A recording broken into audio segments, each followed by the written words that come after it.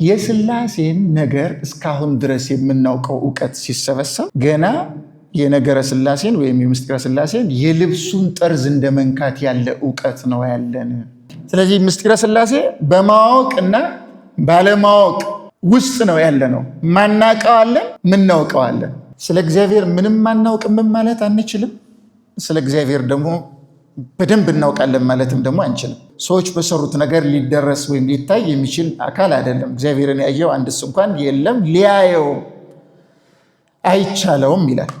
ስለዚህ ሰዎች በአጥኚነት ስሜት፣ በፈላስፋነት ስሜት፣ በተመራማሪነት ስሜት ላይ ራሳቸውን አስቀምጠው እግዚአብሔርን በእኔ ምርምር አገኘዋለሁ፣ ደርስበታለሁ፣ በእኔ አእምሮ ይሄድበታለሁ፣ ይይዘዋለሁ፣ እጨብጠዋለሁ ብሎ ማሰብ ስተት ስለሆነ ሥላሴ በዚህ መንገድ የሚያስብ የሥላሴን ትምህርት በዚህ መንገድ የሚያስብ ሰው ካለ መዳረሻው ክህደት ነው የሚሆነው። ስለዚህ አንዱ መቅድም እናንተ ራሱ አሁን ይሄ ምሳሌ አሁን ኢስላሞችን በሏቸው ሌሎችን በሏቸው ሥላሴ ላይ ኦብጀክት የሚያደርጉ እንዴት አንድም ሶስትም ይሆናል ምናምን ብለው ጥያቄ የሚጠይቁ ሰዎች ጥያቄውን የሚያመነጩት በራሳቸው አእምሮ መርምረው ለአእምሯቸው አልመች ያላቸውን ለመቀበል ያዳገታቸውና እንዴት እንደዚህ ሊሆን ይችላል ብለው ጥያቄ ይጠይቃሉ። ጥያቄው ግን የሚመነጨው ከመገለጥ ወይም እግዚአብሔር ሪቪልድ አድርጎላቸው ምናምን አይደለም። በራሳቸው ስሜት ከደረሱት መረዳት ተነስተው ነው። በራሳቸው ትክክል ነው ብለው ካሰቡት ማለት ነው። በዛ መንገድ አይደለም የምንረዳው ነው ሥላሴን። መጀመሪያ አንድ ኦርቶዶክሳዊ ሰው በራሴ አእምሮ የመረዳት መጠን ልክ አድርጌ እንዴት እንዲህ ሊሆን ይችላል፣ እንዴት እንዲህ ሊሆን ይችላል እያልኩ በማሰብ አይደለም፣ በምርምር መንገድ ብቻዬን ሆኜ በመመርመር አይደለም ማገኘው። አንድ ተመራማሪ፣ አንድ ፕሮፌሰር፣ አንድ ዶክተር እንኳን ይሄ የእመቤታችን ጉዳይ እንኳን በዚህ አይመረመርም። የእመቤታችን ጉዳይ እንኳን በሳብጀክት ኦብጀክት ሪሌሽንሽፕ ሳይሆን የመንፈስ ቅዱስ መግለጥን ይፈልጋል። አንዳንዱ ማለት ነው። ሰው መሆኗን እናውቃለን፣ ንጽሕት መሆኗን እናውቃለን። በድንግልና መውለድ እንዴት ነው? ከዚህ ቀደም ሆኖ አያውቅም፣ ለወደፊትም ሊሆን አይችልም። ስለዚህ በምን እናውቀዋለን? ይሄን በምርምር መንገድ ብንሄድ ልንደርስበት እንችላለን? ወደ አለመቀበል ነው የምንሄደው። ድንግል በድንግልና ልትወልድ ስለማትችል በእኛ አእምሮ ባለ እውቀት፣ ስለዚህ በድንግልና አልወለደችም ወደሚል ኮንክሉዥን ነው የምንሄደው። ይሄ ደግሞ ትክክል አይደለም ማለት ነው። በዚህ እና የሥላሴ ጉዳይ ደግሞ ሲሆን በጣም ከፍ ያለ ነው ማለት ነው። ኢቫጋሬስ የተባለ ሊቅ ምን ይላል? ይህም በተመለከተ ሲናገር እግዚአብሔር በአእምሮ የሚጨበጥ አካል አይደለም ይላል። እግዚአብሔር በአእምሮ የምንጨብጠው የምንወስነው አካል አይደለም። በእኛ አእምሮ፣ በእኛ መረዳትና በእኛ አእምሮ የሚጨበጥ አይደለም ይልና በአእምሮ የሚጨበጥ ከሆነ እግዚአብሔር መሆኑ ይቀራል ነው የሚለው። ሳብጀክት ኤንድ ኦብጀክት ሪሌሽንሽፕ የሚያደርገውን የጥናት ስነ ዘዴው በዛ መንገድ የሚጠናውን ነገር ብናየው በአእምሯችን እንወስነዋለን። የሆነ የምናጠናው እንደዚህ ነው ብለን ወስነን ከዛ እንመረምረዋለን። እንደዚህ ቢሆን እንደዚህ ሊሆን ይችላል እንደዚህ እያለ። ስለዚህ እግዚአብሔርን በዛ መንገድ በአእምሮ ውስጥ ጨብጦ ይዞ ለመመርመር የሚሞክር ሰው ካለ ያ እሱ ጨብጬዋለሁ፣ ይዤዋለሁ፣ እመረምረዋለሁ የሚለው እሱ እግዚአብሔር አይደለም ነው። እግዚአብሔር እንደዛ አይነት አምላክ ስላልሆነ ማለት ነው። ገብታችኋል? ይሄ ስለ እግዚአብሔር የምናውቀው እግዚአብሔር የገለጠውን ነው እንጂ እግዚአብሔር በሆነበት ማንም ሊያውቀው ቢችል የለም። ዮሐንስ ወንጌልም ላይ የተነገረው ይሄ ነው። እግዚአብሔርን ያየው አንድስ እንኳ የለም አይደለም የሚለው። በእቅፉ ያለ አንድ ልጁ እርሱ ምን አለው ነው የሚለው፣ ተረከው። ልጁ ማን ነው? ራሱ የእግዚአብሔር ልጅ ማን ነው? በእግዚአብሔር ስለሆነ ነው የተናገረው። ልጁ ራሱ እግዚአብሔር ባይሆን ኖሮ አይናገርም ነበር። አባትና ልጅ በባህሪ አንድ ስለሆኑ አንድ ባህሪ ስላላቸው ይገባቸዋል። መቼስ በአካል በዚህኛው ዓለም እንኳን ባለው ብናየው ልጅና አባት በአካል ይለያያሉ? አይለያዩም። ልጅና አባት በስጋ የሚወለድ በባህሪ ግን ይለያያሉ። ያ ልጅም ሰው ነው፣ አባትም ሰው ነው አይደለም? በባህሪ አንድ ናቸው። ምሳሌነቱ እጸጽ ቢኖረው ወልድ የአብ ልጅ ከሆነ በባህሪ ከአብ ጋር ስንት ነው ማለት ነው? አንድ ነው። ለዚህ እሱ ተናገረው የተባለው እሱ ራሱ እግዚአብሔር ስለሆነ አምላክ ስለሆነ ነው በዛ መንገድ የሚነገረው ማለት ነው። ስለዚህ ስለ እግዚአብሔር የምናውቀው እውቀት ወሰን ያለበት መሆኑን መረዳት ያስፈልገናል።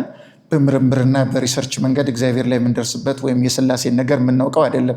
ይህን ሁል ጊዜ ማሰብ አለባችሁ። ይህን ካላሰባችሁ ይሄ ጭንቅላታችሁ ይፈርሳል። ሲጀመር በብዙ ነገር የፈረሰ ነው። ይህንን ደግሞ እንደዚህ ካላደረኩ ካለ የበለጠ ነው የሚፈርሰው ማለት ነው። ስለዚህ ጭንቅላታችሁ ወሰን እንዳለበት፣ የተመጠነ እንደሆነ፣ የተወሰነች ነገር ብቻ እንደሚረዳ መጀመሪያ ለራሳችሁ ንገሩት። ይህ አንደኛው ጉዳይ ነው። ሁለተኛው ሥላሴ የሚባለው ትምህርት የሚደነቅ ትምህርት መሆኑን አንድ ሰው መጀመሪያ ማወቅ አለበት። የሚደነቅ ነው።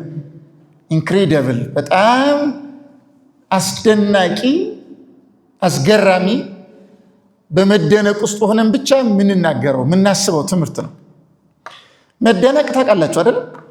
አንድ ነገር የሚያስደንቀው ምን ሲሆን ነው? ምን ሲሆን ነው? ምን ሲሆን? አልሰማውም። ከአይምሮ በላይ ሲሆን። ጥሩ። ከአይምሮ በላይ ሲሆን ብለን እንያዘው። ከመረዳት ከማብራራት በላይ ሲሆን እንዲህ ብለን እና የሥላሴን ነገር ሲታሰብ ወደ መደነቅ ብቻ ነው የሚወስደን። መደነቅ ብቻ ነው ያለው በውስጡ በአብዛኛው። ስለዚህ አንድ ሰው ሥላሴን ሲጀምር የሚደነቀውን ትምህርት የማይደነቅ ኖርማል የሆነ ናቹራል የሆነ ምሳሌ፣ አሁን እናንተ ምግብ መብላት ያስደንቃችኋል? ያስደንቅ ነበር እኮ። የማያስደንቀን የሚያስደንቅ ነገር ምን እንደሆነ መርሳት ስለጀመርን ነው እንጂ የምንበላውን እንዴት ልንበላ ቻልን ምናምን ብለን ብንመረምር እኮ እግዚአብሔር በእኛ ያደረገው ነገር በጣም አስደናቂ ነው የሚሆነው አይደለም? አለመብላት አንችልም? ለወደፊት እንችላለን። ከዳግም ምጽአት በኋላ መብላ አይቀርም እንዴ? ነው ትበላላችሁ? ከምጽአቱም በኋላ ሀሳባችሁ እንደዛ ነው? አይቀርም፣ ይቀራል። አሁን ደግሞ እንበላለን። የምትበሉትን በዚህ በአፋችሁ በጥርሳችሁ አኝካችሁ በጉሮሯችሁ ትልኩታላችሁ አይደል? የት እንደሚሄድ ታውቃላችሁ? በቀን 3 እንጀራ ትበላላችሁ።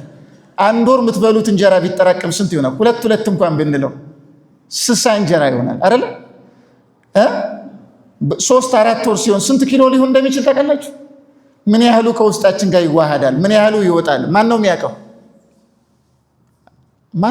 ነው ስትበሉ አንድ እንጀራ በልቻለሁ አንበሳ መደብ ሄጄ ግማሹ ይውጣ እያላችሁ፣ ቆይ አንድ ስለሆነ የበላሁት ዛሬ እንደዛ እያላችሁ ነው የምትቀመጡት።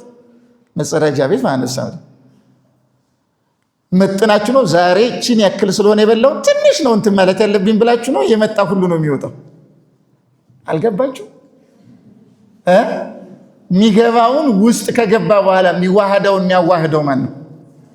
መልሱ እንጂ እቺ እንጀራ ጥሩ ስለሆነች ትዋሃድ ከአፍንጫዬ ጋር የሚላለ እንዴ? እግዚአብሔር ነው የሚያዋህደው። ስለዚህ ስንመረምረው አስደናቂ ነው። በእርግጥ እሱ ራሱ እግዚአብሔር በእኛ ዕለት የሚሰራው ነገር ማለት ነው። ከዚህ በላይ ደግሞ ብዙ በእኛ እግዚአብሔር ያስቀመጣቸው ድንቅ የሆኑ በቃላት ሊብራሩ ማይችሉ ጉዳዮች አሉ። ለምሳሌ አይደለም አይናችን እንዴት እንደሚያይ ከለር እንዴት እንደሚለይ፣ ጆሮአችን እንዴት እንደሚሰማ መልእክት እንዴት እንደሚቀበል እና እያንዳንዱ በእኛ የሚከወነው ነገር አሁን እኔ የምናገረው ድምፅ እንዴት እንደሚወጣ፣ አፍንጫችን እንዴት እንደሚያሸት፣ አፍንጫዬን አሽትት ብዬ ነው የሚያሸተው። እግዚአብሔር እንዲያሸት አድርጎ ስለፈጠረው ነው የሚያሸተው። እንደዛ ማድረጉ ራሱ አሁን ዝም ብለን ስለምናሸት ጆሮ ቢሆንስ የሚያሸተው አሁን አይደንቃችሁ? የሚደንቃችሁ ከለመዳችሁት ውጭ ስለሆነ እንጂ ጆሮን እግዚአብሔር እኮ አፍንጫ ማድረግ ስለሚሳነው አይደለም።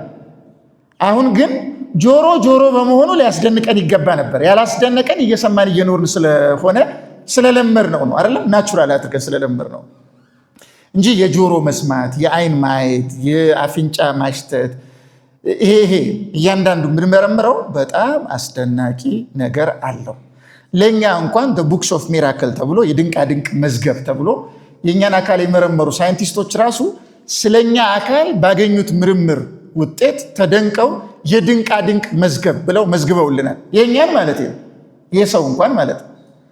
የእኛ እንኳን ያን ያህል አስደናቂ ሆኖ በድንቃድንቅ መዝገብ የሚመዘገብ እኮ የአይናችን ጉዳይ አስደናቂ ነው፣ ተመርምሮ እስካሁን ድረስ አላለቀም። የጆሮአችን ጉዳይም አላለቀም፣ የአፍንጫችን ጉዳይም አላለቀም። ለምን? በጣም አስገራሚ ስትራክቸር ስላለው የሚሰራበት መንገድም አስደናቂ ስለሆነ። ስለዚህ የእኛ ሁኔታ እንኳን በድንቃድንቅ መዝገብ እስኪጻፍ ድረስ ሳይንቲስቶቹን መርማሪዎቹን ያስደነቀ ከሆነ ያን የእኛን ሁኔታ እንደዛ አድርጎ የፈጠረውን አምላክ ነገርስ ማሰብ እንዴት አያስደንቅም ነው ጉዳዩ። ስለዚህ ሥላሴን ስንጀምር ሁለተኛ በር የምናደርገው ምንድነው? ድንቅ ነው። ድንቅ ነው እና ዝም እንደውም ይባላል፣ ትትነከር ይደነቃል። በዝምታ ውስጥ ሆነን ነው የምናደንቀው። ሥላሴ ምንድነው የሚባለው? መዝሙሩን ውስጥ ያስታውስ።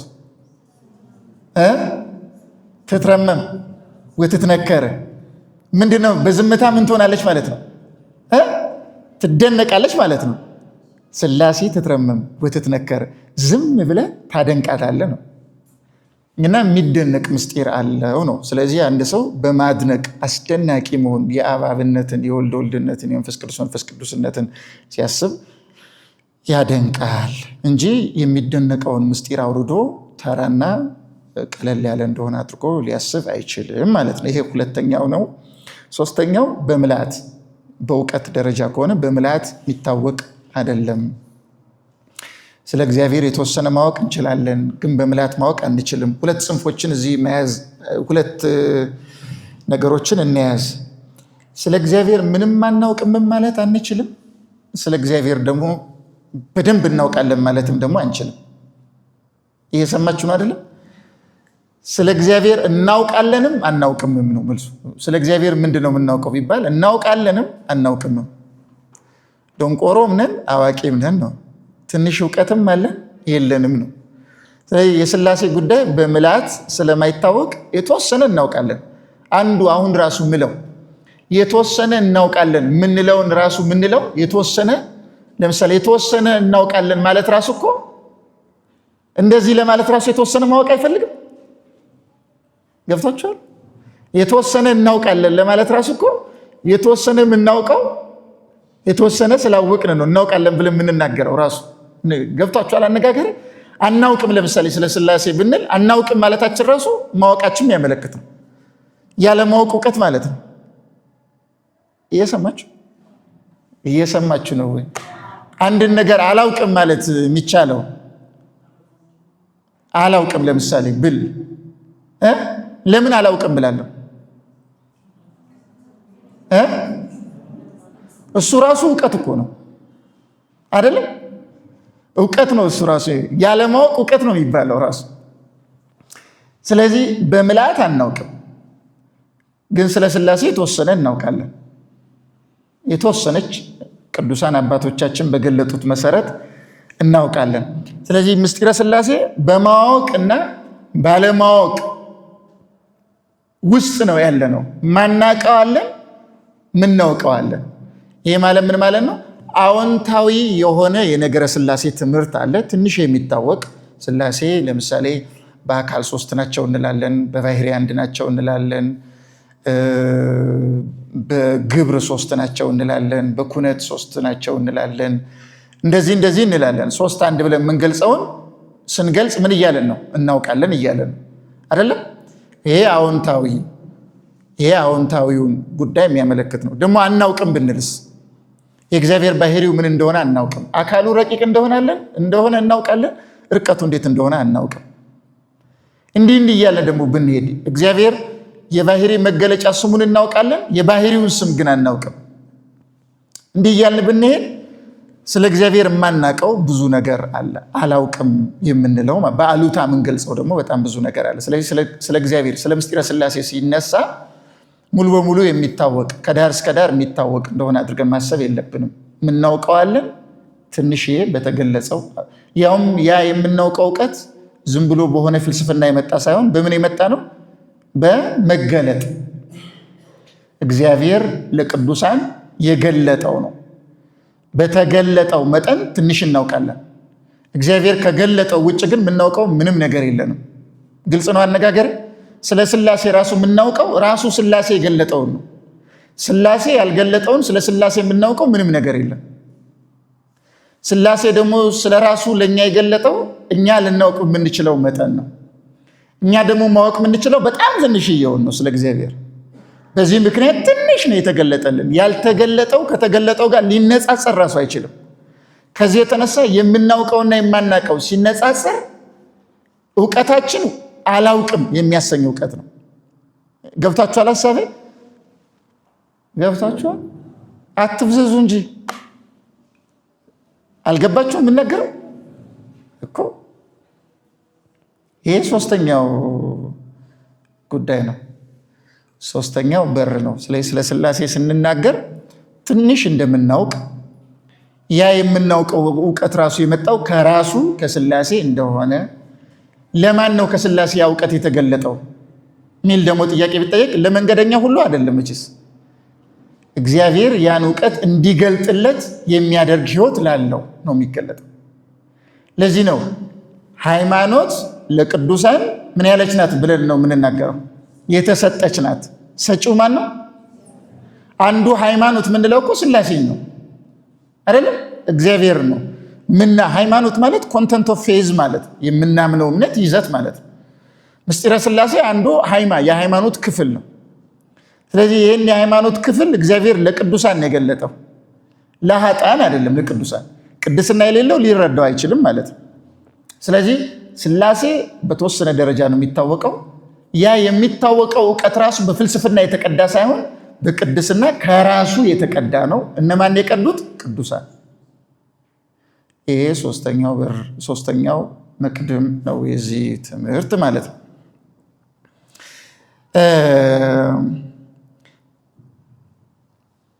ሌላው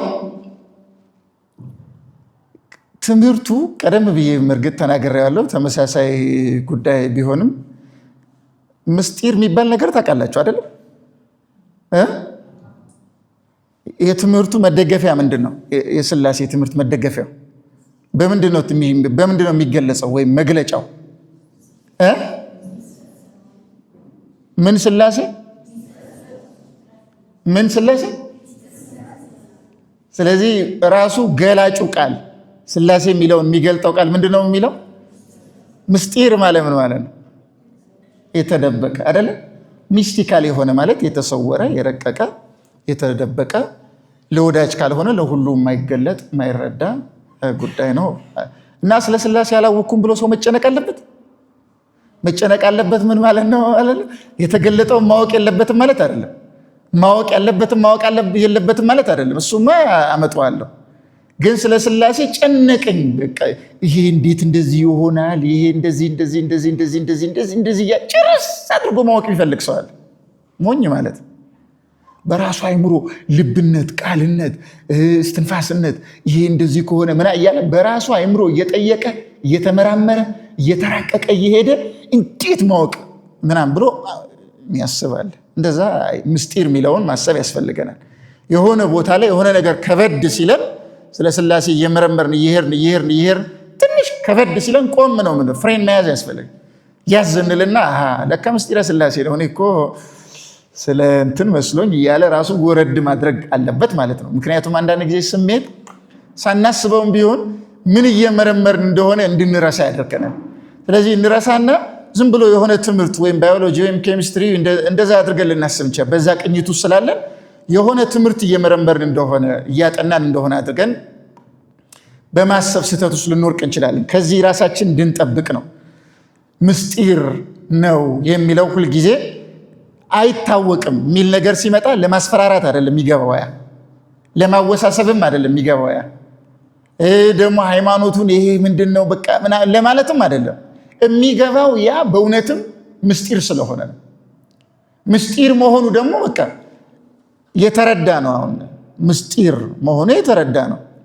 ምስጢር ባይሆን ነው የሚገርመው። የአምላክ ጉዳይ ስለሆነ አምላክን የተፈጠሩ ፍጡራን ሲያጠኑት ምስጢር አይሆንባቸውም ብሎ ማሰብ ማለት በራሱ ተቃራኒ ሐሳብ ያለው ስለሆነ ማለት ነው። ስለዚህ ምስጢር ነው። እግዚአብሔር ለቅዱሳን የሚገልጠው ነው። እግዚአብሔር ለቅዱሳን ካልገለጠው ማወቅ አንችልም። በዚህ ምክንያት ቅዱስ አትናቴዎስ ምን ይላል? ተደጋግሞ እንደሚገለጸው ለመነኮሳት በጻፈው ደብዳቤ ላይ የሥላሴን ነገር እስካሁን ድረስ የምናውቀው እውቀት ሲሰበሰብ ገና የነገረ ሥላሴን ወይም የምስጢረ ሥላሴን የልብሱን ጠርዝ እንደመንካት ያለ እውቀት ነው ያለን። ገና የልብሱ ጠርዝ ላይ ነው እስከዛሬ ድረስ የተገለጠው እውቀት የሚያደርሰን። የነገረ ሥላሴን ትምህርት ስንመረምር የልብሱ ጠርዝ ጋር ነው የሚያደርሰን። ሌላው ሁሉ በኪሩብ ክንፍ ተጋርዶ ነው ያለው ይላል የሥላሴ ትምህርት። ገና ወደ ውስጥ አልገባንም ነው። ጫፍ ላይ ገና የልብሱን ጠርዝ እየነካ አንድነት፣ ሶስትነት ምንለው በሙሉ ትንሽዬ እውቀት ናት ነው የሚለው። ተሰውሮ ነው ያለው፣ ምስጢር ነው የሚለን። ይህን የሚለን እንግዲህ ቅዱስ አትናቴዎስ ነው። ለቅዱስ አትናቴዎስ ይህን ያህል እንደዚህ የሚረቅበትና የሚሰወርበት ከሆነ እንዲህም ብሎ እንዲናገር የሚያደርገው ከሆነ ለእኛ ምን ሊሆን እንደሚችል ማሰብ ነው የሚገባ። እንግዲህ ለሱ እስካሁን ድረስ የምናውቀው እውቀት የልብሱን ጠርዝ እንደመንካት ነው ካለ ለእኛ የልብሱን ጠርዝ ወደ ኋላ ሄደን ወይም የልብሱን ጠርዝ እንደመንካት ሳይሆን እንደማየት ነው ሊሆን ይችላል። በርቀት ሆኖ እንደማየት ነው ሊሆን። ለአትናቴዎስ እንደመንካት ከሆነ ለእኛ በርቀት ሆኖ እንደማየት ሊሆን ይችላል። ምን ነው አንጻር ሰጥቶ ሲያስቀምጥ ነው እንደዚህ ብሎ የሚናገረው። የሥላሴ ትምህርት እንደዚህ አይነት ነገር ያለው ስለሆነ ሩቅ ስለሆነ ከአይምሮ ከመረዳት ከማስረዳት በቃላት ከመወሰን ከዚህ ሁሉ በላይ ስለሆነ ማለት ነው። ሌላው ምስጢረ ሥላሴ የትኛውም ቃል ሊወክለው አይችልም። ሥላሴን የሚወክል ቃል የለም። ሥላሴን ወካይ መጣኝ ለሥላሴ ይሄ ቃል ዲዘርቭ ያደርገዋል፣ ሙሉ በሙሉ ይገልጠዋል፣ ይመጥነዋል የሚባል ቃል የለም። ቋንቋ ቃል በሙሉ ሥላሴን በምላት የሚያብራራ አይደለም። የተወሰነ ግን ብልሽታ ሊሰጥ ይችላል። እሱንም አባቶች በገለጡበት መንገድ እንጂ በምላት ሥላሴን ሊወክል ሊገልጥ የሚችል ቃል የለም፣ ቋንቋ የለም። ስለዚህ ሥላሴ ከቋንቋ በላይ ነው ማለት ነው። እየሰማችሁ ነው የምናገረው? ከምን በላይ ነው? ስለዚህ ቋንቋ ውስጥ ሥላሴን ብናገኝ በሆነ መጽሐፍ ተጽፎ ብናገኝ ቋንቋ በተጻፈበት መጽሐፍ ውስጥ ያሉ ቃላቶች ሊረብሹን አይገቡም። እነዛ ቃላቶች ሥላሴን የሚወስኑ ሆነው ስለ ሥላሴ በዛ ቃል እየተጻፈ ሳይሆን ሥላሴ እኛ እንዲገባን በእኛ ቋንቋ እንዲጻፍ ስለፈቀደ እየተጻፈ ነው እንጂ ሥላሴ እንደሆነው ሥላሴን ሊያብራራ የሚችል ቃል የለም፣ ቋንቋ የለም የሚለውም መያዝ በጣም ጥሩ ነው። ይህን ከያዝን በቅዱሳት መጻሕፍት ላይ ያሉ ቃላቶች አይረብሹንም። የትኛውም ቃል ቢሆን አይረብሽንም። እንዴት ለእግዚአብሔር እንዲህ ይባላል? ለምሳሌ ገና ሲጀምር ኦሪት ላይ አዳም ዕፀ በለስን ሲበላ እግዚአብሔር ምን አለ ነው የሚለው? አዳም የት ነው ያለው አላለም ብሏል። እየሰማችሁ ነው? አላለም ብሏል። አዳም የት ነው ያለው ሲል እግዚአብሔር የእውቀት ወሰን ያለበት አይመስልም? አገላለጽ አይመስልም? ይመስላል። ግን አለበት እግዚአብሔር እንደዛ አይነት ወሰን። ስለዚህ ቋንቋውን ይዘን ቋንቋው የሚሰጠውን ትርጉም ይዘን በራሳችን አይምሮ ምን ሄድ ከሆነ ሥላሴን አፈረስን ማለት ነው። ለሥላሴ ይሄ ቃል ሲገለጽ የት ነው ያለው አዳም ሲል የሚተረጎመው ባለማወቅ አይደለም። የሚተረጎመው አይደለም በአዎንታ ነው፣ ባሉታ አይደለም። ባለማወቅ ሥላሴ ስለማያውቅ ተብሎ አይደለም የሚተረጎመው። ለአንድ ላየለ ወይ ለአንበበ ወይም ለከበደ ቢሆን ግን ባለማወቅ ነው የሚተረጎመው። አበበ እንትና የት ነው ያለው ምናምን ቢል ባለማወቅ ይተረጎምለታል። ወይም ሌላ ሰው የሆነ ሰው የት እንዳለ አድሬሱ ጠፍቶት አቅጣጫውን ያለበትን አድሬስ ቦታ ቢጠይቅ ባለማወቅ በቦታ ስለሚወሰን በጊዜ ስለሚወሰን በጊዜ በቦታ ወሰን ውስጥ ያለ ሰው በሙሉ የእውቀት ወሰን ስላለበት የሚጠይቀው ጥያቄ እውቀት ለመጨመር ነው፣ የት እንዳለ ለማወቅ ነው። እዚህ ነው ያለው እንደዚህ ነው ይባላል፣ ይነገረዋል። ለሥላሴ ግን እንደዚህ አይገለጽም።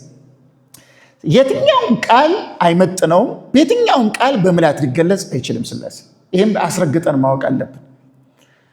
ለምሳሌ ቅዱስ ኤፍሬም ሶርያዊ አብ ወልድ መንፈስ ቅዱስ ስል እንኳን እፈራለሁ ይላል። ለምን? ዲዘርቭ ስለማያደርገው። አሁን ሙስሊሞቹን የረበሻቸው አብ ሲባል እንዴ አባት ከሆነ ይሉና ልክ አበበ አየለችን ሲያገባ ባለበት መንገድ ወደ ማሰብ ይመጣሉ። አብ አባት ከሆነ ቀድሞ ነበረ ማለት ነው። ስለዚህ ይሄ ኋላ የመጣ ነው ማለት ነው። እንዲያም ይሁን ደግሞ ከሆነ ሚስት ነበረው ማለት ነው ይላሉ። ምክንያቱም ያለ ሚስት መውለድ አይቻልም ማለት ነው ይሉና ሚስቱ ደግሞ ማና ብለው ሊሆን ይፈጥራሉ ማለት ነው። ገብታችኋል? ሀሳብ ወደ ራስ አይምሮ ማምጣት ማለት ነው። ስለዚህ አብ የሚለው ቃል እኛ በምናውቀው ቋንቋ የምንግባባበት መንገድ አለ አይደለም? እኛ ስንግባባ አባት ልጅ ምናምን የሚለው ቋንቋ ቃሉ ራሱ ወሰን ያለ ድክመት ያለበት። አባት ካልን የራሱ ድክመት አለው፣ ልጅ ካልን የራሱ ድክመት አለው። እንደዚያ ለሥላሴ ሲሆን ግን ቃላቱ ድክመታቸውን አንስተንላቸው ነው የምንጠቀማቸው። አብ ስንል በእኛ አይምሮ ውስጥ አባት እንደምንለው ማለት አይደለም። ወልድ ስንልም በእኛ አይምሮ ውስጥ ልጅ እንደምንለው ማለት አይደለም። ስለዚህ ተመልከቱ፣ ሥላሴን ቃላት አይመጥኑትም ከተባለ የትኛውም ቃል ውስጥ ያለን ድክመት ለሥላሴ ማሸከም አይቻልም ማለት ነው። የትኛውም ቃል ውስጥ ነው የምላችሁ፣ በምንም ቋንቋ ይገለጥ ብቻ የትኛውም ቃል ውስጥ ያለ ድክመት ለሥላሴ ሊገለጽ አይችልም። በምንም መንገድ ቢሆን። ይህም በጣም አጥርተን ነው መያዝ ያለብን። ስለዚህ የቱን ቃል ልናመጣ እንችላለን? የምናመጣው ቃል በሙሉ ሥላሴን በአግባቡ ሊገልጥ በምላት ሊወስን ወይም እንደሆነበት ሊያሳየው የሚችል ቃል የለም ለሥላሴ። ግን ምን ይደረግ? በእኛ ቋንቋ መጻፍ ስላለበት፣ በእኛ ቋንቋ ደግሞ ካልተጻፈኛ መረዳት ስለማንችል ለእኛ ተብሎ በእኛ ቋንቋ ተጻፈ። ስለዚህ ለእግዚአብሔር አስገብተን ስናነብ ድክመቱን እያነሳን ነው የምናነበው። ምን ለማለት? ለዚህ ነው ትርጓሜ የሚያስፈልገው። ለምን? በእኛ ቋንቋ እንዳንወስደው፣ በእኛ ቋንቋና በእኛ አውድ እንዳንወስደው። ከዚህ የተነሳ ጥንቃቄ ያስፈልገናል ማለት ነው። ስለዚህ ሥላሴ በቃላት የሚወሰን አይደለም። በቃላት ተብራርቶ ሊመጠን የሚችል አይደለም። ከቃላት በላይ ነው። ቋንቋን ይወስናል እንጂ በቋንቋ ምን አይልም፣ አይወሰንም። ይህንን ሁልጊዜ ሥላሴ የሚለውን ትምህርት ስታስታውሱ መንገድም በሉ የትም በሉ ይሄን ማሰብ አለባቸው። ማንም ሰው መጥቶ ክርክርም ውይይትም ላድርግ ድንገት ቢል በሌላ ቤተ እምነት ድንገት እንደው በቤታችሁ በዘመድ በምን ኖሮ ልወያይ እንኳን ቢል ለዚህ በር እንዳከፍቱ። ለዚህ በር መክፈት ከጀመራችሁ ሥላሴን ወደ እናንተ አይምሮ ውስጥ ነው የምትከቱት። ሥላሴን ከሆነበት ነው የምታስወጡት። ስለዚህ ቋንቋ በምንም መንገድ ሥላሴን ሊወስነው ሊመጥነው ሊገልጸው አይችልም። ሌላው ቀርቶ እንደነገርኳቸው አብ ወልድ መንፈስ ቅዱስ የሚለው ራሱ በምላት አብን ወልድን መንፈስ ቅዱስን የሚገልጥ አይደለም። ቃል ቢጠፋ ነው አብን አብ የምንለው፣ ቃል ቢጠፋ ነው እንጂ አብ እኛ የምናውቀው አብ ስለሆነ አይደለም። በእኛ አይምሮ ውስጥ ያለው አብ አባት የሚባለው እሱ ስለሆነ አይደለም። ወልድን ወልድ የምንለው ለምሳሌ አሁን ሰረጸ እንላለን። የወልድን የመንፈስ ቅዱስን ከአብ መውጣት ስርጸት እንላለን። የወልድን ከአብ መውጣት ልደት እንላለን። ሁለቱም አይን ቃላቶች የሚሆኑ ቃላቶች አይደሉም። ልደትም ደካማ ነው፣ ስርጸትም ደካማ ነው። ግን ምን እንበለው? እሺ ምን ሄደው ወደ አለመጻፍ ነው የምንሄደው። በነገራችን ላይ ወደ አለመጻፍ ከመሄድ ትንሽም ቢያንስ ይጻፍላቸው፣ ተጽፎ ያንብቡ፣ ይረዱ በሚል ነው እንጂ በቃል የተጻፈው ቃላቶቹ ሥላሴን መሸከም ወይም ማመልከት ሙሉ በሙሉ መግለጽ የሚችሉ ስለሆኑ አይደለም። ስለዚህ ቃላት ይሄ መቅደም ነው። ቃላት ወሰን አለባቸው። ምሳሌ እንደዚህ አይነት ምንባባቶችን በሙሉ በመጽሐፍ ቅዱስ ስታገኙ ቅድም የገለጽኩትን አይነት ማለት እግዚአብሔር የት ነው አዳም ያለው ሲል፣ ቃየል ወንድምህ አቤል ወዴት ነው ሲል እናገኘዋለን አይደለም። ልክ ቃየል አቤልን ከገደለው በኋላ እግዚአብሔር ቃየል አቤልን እንደገደለው የማያውቅ ይመስል ቃየል ወንድምህ አቤል ወዴት ነው ይለዋል። አቤል ደግሞ እያምር ቦኑ አን አቃቢው ለአቤል ሆይ ወንድሜ አቤልን የምጠብቀው እኔ ነኝን አላውቅም ይላል። እግዚአብሔር ያን ይል የነበረው ቃየል የራሱን ኃጢአት አውቆ እንዲናዘዝ ነው እንጂ እግዚአብሔር ባለማወቅ ውስጥ ሆኖ ልክ ቃየል እንዲህ እኮ አደረግኩት ብሎ ሲናገር እግዚአብሔር ወደ ማወቅ የሚመጣ ስለሆነ አይደለም። ግልጽ ሆኖ ከሆነ አገላለ እና እግዚአብሔር ኋላ ሰዶማውያን ይሄ እነዚህ ሰዎች በምድር ላይ ያሉ ሰዎች የሚሰሩት ኃጢአት እየጨመረ ደግሞ ሲሄድ ምን ተብሎ ነው የተጻፈው? ትዝ ይላችኋል አይደል? እግዚአብሔር ሰውን በመፍጠሩ ምን አለ ነው የሚለው? ጸጸት ደካማ ቃል ነው አይደለም? ለንስሐ ችግር የለውም። ንስሐ ስንገባ ያው እሱም ቢሆን ድክመትን ነው የሚያመለክተው አይደለም? ድክመትን ማለት የሆነ ችግር የፈጠርን መሆናችንን አይደለም እንዴ? ኃጢአትን መናዘዝ እኮ ማለት ጥሩ አድርጌ ነበር ማለት ነው። ኑዛዜው ጥሩ ነው፣ ኃጢአት የሚሰረይበት አንዱ መንገድ ስለሆነ። ግን እንዲህ አድርጌ ነበር ብለን የምንናዘዘው መቼስ ለአባ ሄደው ሲናዘዝ አመንዝሬ እኮ ነበር አይገርም እያለ የሚናገር የለም። ኃጢአት ነው መናዘዙ። የኃጢአት ስርየት ስለሚያመጣ ይበረታታል እንጂ ያደረገው ድርጊት ግን ትክክል ነው ተብሎ ተቀባይነትን። ጸጸት ጉዳትን ነው የሚያመለክተው፣ ስተትን ነው ድክመትን ነው የሚያመለክተው። እና ለእግዚአብሔር አሁን ይሄ ተገልጧል። ይህንን አንድ ሰው ሲያይ ምን ልብ ብሎ ሊያስብ ይችላል? እግዚአብሔር የእውቀት ወሰን ያለበት ወይም የስሜት ቫሪዬሽን ያለበት ልክ እንደኛ ማለት ነው። የሚለዋወጥ የሆነ ጊዜ የሆነ ነገር እንዲህ ይሆናል ብሎ አስቦ ይሰራና እሱ ካሰበ ውጭ ሲሆን እንዲህ ያደረኩ እኔ እኮ እንዲህ ነበር ያሰብኩት ብሎ የሚጸጸት። ይሄ እንደዚህ የሚሆን ከሆነ እግዚአብሔር ከአምላክነቱ ይወጣና ፍጡር ወደ መሆን ነው ቼንጀብል ይሆናል ማለት። ቼንጀቢሊቲ ደግሞ ለፍጡር እንጂ ለፈጣሪ አይስማማው። ፈጣሪ ቼንጅለስ ነው፣ ማይለዋወጥ ነው። አንተ ክመ ወአመቲከኒ ዘይሃልቅ ነው ምንለው። አንተ ግን ያው አንተ ነህ። እግዚአብሔር ሁልጊዜ ምንድን ነው? ያው ነው። በቃ ኢየሱስ ክርስቶስ ትናንትናም ዛሬም እስከ ዘላለም ድረስ ያው ነው ተብሎ እንደተነገረው ራዕይ 13 ላይ ማለት ነው። ስለዚህ አይለዋወጥም። እና ተጸጸተ የተባለው ግን ምንድነው? ፐርሶኒፋይድ የሆነ ፐርሶኒፊኬሽን ነው የሚባለው፣ ሰውኛ አገላለጽ በእኛ አውድ አድርጎ ለእኛ እንዲገባን በሰውኛ ያደረጋችሁት ነገር ይገለጽ ቢባል የሚያጸጽት ነበረ ለማለት ነው። እየሰማችሁ ነው ወይ? እና ምን አታወሩም እንዴ? እንደዛ ለማለት ነው በሰውኛ እንጂ እግዚአብሔር የሚጸጸት ነው ለማሰኘት አይደለም። ግን ተጻፈ ምን እንበለው? አሁን የሚያነብሰው ምን ሊል ይችላል? ቃላቱን በእግዚአብሔር ይለካና እግዚአብሔር የሚጸጸት ነው ሚል ዶክትሪን ሊሰራ ይችላል። ይሄ ደግሞ ክህደት ነው አይደለም? ክህደት ነው አይደለም? አይወስነውም ማለት ለዚህ ነው። ግን ተጽፏል፣ እግዚአብሔር ተጸጸተ ተብሎ ግን ተጽፏል። እንደዚያ ተጻፈ ማለት እንደዚያ ነው ማለት አይደለም። ለምን እንዲህ ተብሎ ተጻፈ ብለን እንጠይቃለን እንጂ በተጻፈበት ነው እግዚአብሔር ለማለት አይደለም። የሆነ መልእክት ለማስተላለፍ ነው ያ ቃል የገባው ቅድም እንዳልኩት። ስለዚህ ቃላት እግዚአብሔርን ወይም ሥላሴን አይወስኑትም የሚለውን መረዳት አስፈላጊ ነው ማለት ነው። የመጨረሻ በጣም ማህት ነገር አለ አሁን እንደ መቅድም ያለ፣ ግን እነዚህን ከያዝን ጥሩ ነው። ገብቷችኋል እስካሁን ያልኩት? አንድ ልጨምራችሁ ብዙ እና አንዱ የምጨምራችሁ አሁን ምንድን ነው ሥላሴን ለመረዳት ራሱ መጀመሪያ መቅድሙ ለመረዳት ራሱ ሎጂክ ሳይሆን እምነት ነው የሚቀድመው። የሥላሴን ትምህርት የመረዳት መቅድሙ እምነት ነው። እምነት የሌለው ሰው መረዳት አይችልም፣ ሲጀመር መረዳት አይችልም። ስለዚህ ትንሽም ቢሆን ልቡን ከፈት አድርጎ መጀመር አለ። አምኖ ነው መጀመር ያለበት። አምኖ ትንሽም ቢሆን ለመቀበል ልቡን ከፈት አድርጎ ነው መጀመር ያለበት። እምነት ቀዳማዊው ጉዳይ ሥላሴን የምንረዳበት አንዱ ማስረጃ ወይም አይን ወይም ማመልከቻ ማሳያ ምንለው እምነት ነው።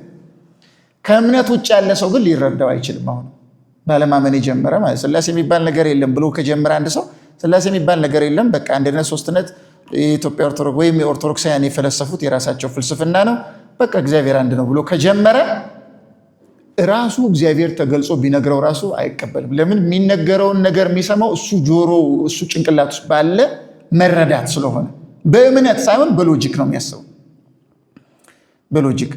ስለዚህ እምነት ለሳይንስም አስፈላጊ ነው አይደል? ባዮሎጂ የምታነቡትን የምትሰሩትን ስትሰሩ አምናችሁ ነው ወይስ በምንድን ነው የምትሰሩት? ወይም አንድ ባል አንዲት ሴትን ሲያገባ ሳያምናት ነው የሚያገባው? መጀመሪያ ቢያንስ ሴት መሆኗን ማመን አለበት አይደል? ነው እንደዛ አያምንም? አታምኑ? ሴት መሆኗን እናምናለን። ጥሩ ሚስት ልትሆን ትችላለች ብሎ ማመን አለበት አይደለም? ይህን ያምናል። እሷም ጥሩ ባል ነው ብላ ታምናለች። አምና ትጀምራለች። ከዛ በኋላ ደግሞ ያው እምነቷ ጠንካራ ከሆነ የሚመጣበትን ፈተና ወይም እምነቱ ጠንካራ ከሆነ የሚመጣበትን ፈተና ሊቀበል ይችላል። ካልሆነ ግን በእሱ አይምሮ ውስጥ በሳለው ስዕል ብቻ አድርጎ ሰውየውን የሚያምነው ከሆነ ይህን ሰውዬ እኔ ጭንቅላት ውስጥ ምጥን አድርጌ ከትቻለሁ፣ ከዚህ ትንሽ ወጣ ካለ ፈተዋለሁ እንደማለት ነው። ይሄ በጣም አደገኛ። አንተን ሙሉ በሙሉ ከትቻለሁ እዚህ ውስጥ፣ ከዚህ ውጭ ልትሆን አይገባም እንደማለት። ሰውየው ራሱ እንኳን እሱን እንዲህ ልታደርገው በእሱ አይምሮ ውስጥ ልትመጥነው ቀርቶ እሱ ራሱን እንደዛ ማድረግ አይችልም። እኔ ራሱ ስለ ራሴ እኔ ከማውቀው ውጭ ልሆን አልችልም ብሎ ሊል የሚችል ሰው የለም። እምነት ወሳኝ ነው ለማለት ገብታችኋል ሀሳቡ? እምነት ወሳኝ ነው። ሥላሴን ስንማር እምነት የመጀመሪያው መቅድምም ነው ወሳኝም ነው ወሳኝም ነው። እምነት ከሎጂክ ከሪዝን ጋር ከአመክንዮ ጋር ይተባበራል። በእምነት በሎጂክ ልንደርስ የማንችለውን ነገር በሙሉ እናገኛለን። በእምነት የተሰወረውን ነገር በሙሉ እናያለን። የረቀቀውን ነገር በሙሉ እንረዳለን በእምነት። ሎጂክ ደግሞ በዚህ ምድር ላይ ያለውን የተወሰነ እግዚአብሔር እንድናውቅ እንድንመረምር የሰጠንን ነገር እንመረምርበታለን፣ እንፈትሽበታለን፣ እናይበታለን፣ እንደዚህ እናደርግበታለን። እና እምነት ሎጂክን ይሸከመዋል። ሎጂክ ግን እምነትን ሊገለብጠው አይችልም ወይም ሊጥሰው አይችልም። ስለዚህ ሥላሴን ስንማር መቅድሙ ለመረዳት ራሱ እምነት ነው። ከዛ በእምነት ውስጥ ደግሞ ምንድነው በራስ አይምሮ መጥኖ ማመን ደግሞ የሚባል ነገር ውስጥ ደግሞ መግባት ተገቢ አይደለም። በራስ አይደለም። የራሳችን እምነት ይለያል። አሁን ብዙ አይነት እምነት አለን አይደል? የላችሁም አላችሁ? የተለያየ እምነት ዕለት ዕለት የምናደርገው የምናምነውን ነው።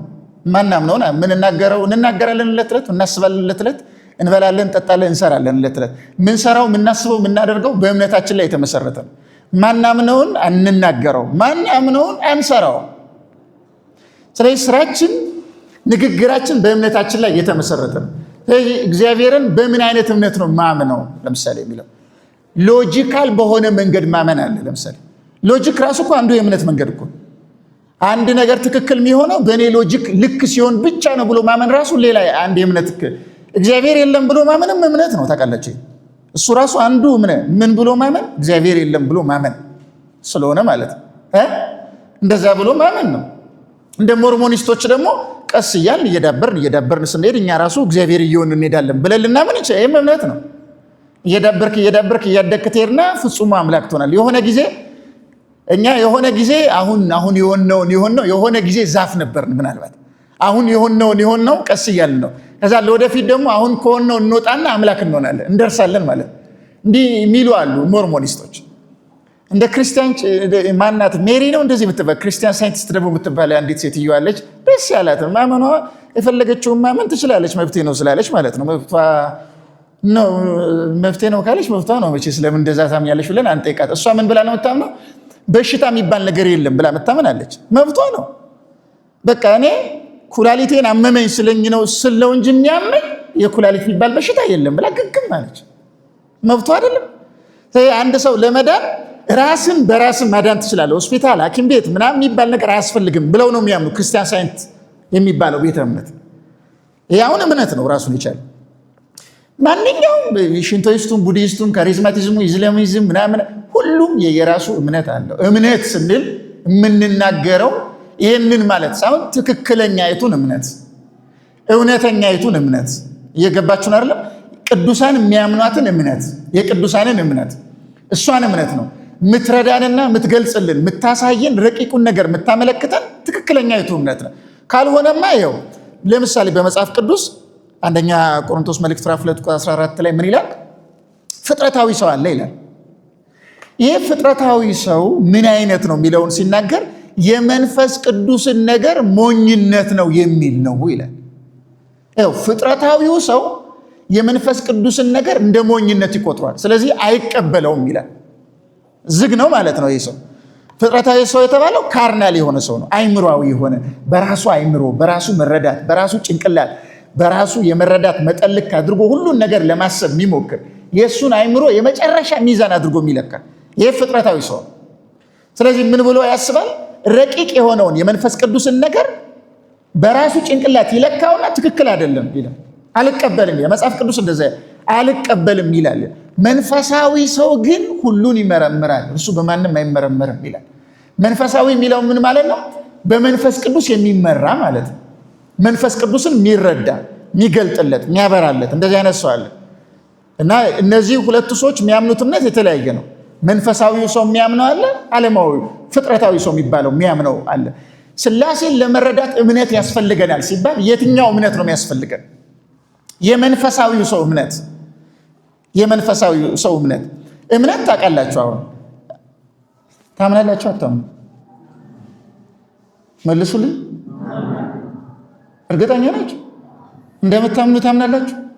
እንደምታምኑ ራሱ ታምናላችሁ? እንደምታምኑስ ታምናላችሁ? አልገባችሁም አይደል? ወደ ኋላ ሲሄድ ትክክለኛይቱ እምነት ምን ያህል ፓወር እንዳላት ታውቃላችሁ? ኃይሏ ምን ያህል እንደሆነ። ምሳሌ መጽሐፍ ቅዱስ ምንድን ነው የሚለው? የሰናፍንጭ ቅንጣት ታህል እምነት ቢኖራችሁ ይህን ተራራ ከዚህ ጋር ተነስተ ወደዚያ ጋር ሂድ ብትሉ ይሆንላቸዋል ብሏል። ይህ ምን የምታህል እምነት ቢኖራችሁ? መልሱልኝ። ትልቅ ነው ትንሽዬ እምነት ቢኖራችሁ ማለት ነው። ስለዚህ እኛ እናምናለን አናምን? አሁን ተራራ ይህን ፎቅ ከዚህ ጋር ቦታው ትንሽ ስላልተመቸ ከሚፈርስ ብድግ በልና ይሆንልናል? መሆን ስለማይችል ነው የማይሆነው? ወይስ ማድረግ እንደው የእውነት አማኝ ብንሆን ልናደርግ አንችልም? ግን ያ የበቁ ሊሆን ይችላል ራሱ እምነት። አይዟችሁ እንደ እኛን ደግሞ ምን እያረከን ነው እንዳትሉ፣ ሙሉ በሙሉ አታምኑም ልትለን ነው እንዴ እንዳትሉ፣ ያው ትንሽ እናንተ ጎበዞች ናችሁ፣ እምነታችሁም ጠንከር ያለ ነው ልበላችሁ። እንዲህ ካላልኩ ትምህርቱን ታቆማላችሁ። ካቆማችሁ እኔ ማንን ለማን አቀርባለሁ የሚለው ስላለ ማለት ነው። ግን እምነት ትንሽዬ እንኳን ብትሆን ምን አይነት ፓወር እንዳላት እንዲገባ ነው። እምነት የማይታየውን ነገር ያሳያል አይደል የሚለው ዕብራውያን 11 ላይ ረቂቁን ነገር ያሳያል ነው። የእግዚአብሔርን ነገር የምናይበት የምንረዳበት መሳሪያ ነው እምነት። ቀላል ነገር አይደለም ማለት ነው። ስለዚህ ነገረ ሥላሴን ለመረዳት አማኝና ተጠራጣሪ ሰው እኩል ቢቀርቡ ሁለቱ እኩል መረዳት አይችሉም። አማኙ የመረዳት እድሉ ከፍ ያለ ነው። የማያምነው ሰውዬ ደግሞ ገና ባለማመን ስለሆነ የጀመረው ትክክለኛውን እምነት ስላልያዘ መረዳት አይችልም። ስለዚህ ሥላሴን ለመረዳት ደግሞ የሚያስፈልገው እምነት ሎጂካል የሆነው እምነት አይደለም፣ ከሎጂክ በላይ የሆነው እምነት። እየሰማችሁ ነው አይደለም? አመክንዮ ላይ ብቻ የተደገፈ እምነት አይደለም። ሥላሴ ከአመክንዮ በላይ ስለሆነ ማለት ነው። አመክንያዊ ብቻ ቢሆን ምን ሊሆን ይችላል ታውቃላችሁ? እግዚአብሔር አመክንያዊ ብቻ ቢሆንስ? አመክንዮ ታውቃላችሁ አይደል? ሎጂክ አታውቁም? እሺ እንደዚህ ከሆነ እንደዚህ ይሆናል እያል ልናብራራ የምንችለው ቢሆን እግዚአብሔር ምን ሊሆን ይችላል? አመክንያዊ ብቻ ከሆነ በእኛ አእምሮ ይወሰናል ማለት ነው። በእኛ አእምሮ የሚወሰን ከሆነ እኛ ፍጡራኑ የፈጠረንን መመዘን መለካት እንችላለን ማለት ነው። እንዲህ ማድረግ የምንችል ከሆነ ለምንመዝነው አካል ራሱ እኛ አስገኞች ነን እንደማለት ነው። አልገባችሁም? ያንን ነገር እግዚአብሔርን እንደዛ ማድረግ ከቻለን በጣም ፍጡር አይደለንም እንደማለት ነው የሚሆነው። እግዚአብሔርን በእኔ አእምሮ መረዳት መጠን በሪዝኔ በአእምሮ የመረዳት መጠን ልክ አድርጌ መጠኜ መረዳት እችላለሁ፣ በዚህ ወስነዋለሁ ብዬ ማስብ ከሆነ እሱ እንደዛ ማስበው እሱ እግዚአብሔር ሊሆን አይችልም። ከሆነ እንኳን ነው ብለን ካሰብን እኔ ፈጣሪው ነኝ ለዛ ለመወስነው አካል የሚል ክህደት ሊያመጣ ይችላል። ስለዚህ ብናምነው ምክንያት አስፈላጊ ነው። አመክንዮ ወሳኝ ነው፣ አስፈላጊም ወሳኝም ነው። ግን አመክንዮ ብቻውን አይደለም ሥላሴ እንድንረዳ የሚያደርገን። ዋናው ጉዳይ ምንድነው? ሥላሴን ለመረዳት እምነት የሚባለው ምንድነው? ዋናው ጉዳይ እምነት የሚባለው። ስለዚህ እምነት በጣም ወሳኝ ነው ስንጀምር ማለት ነው።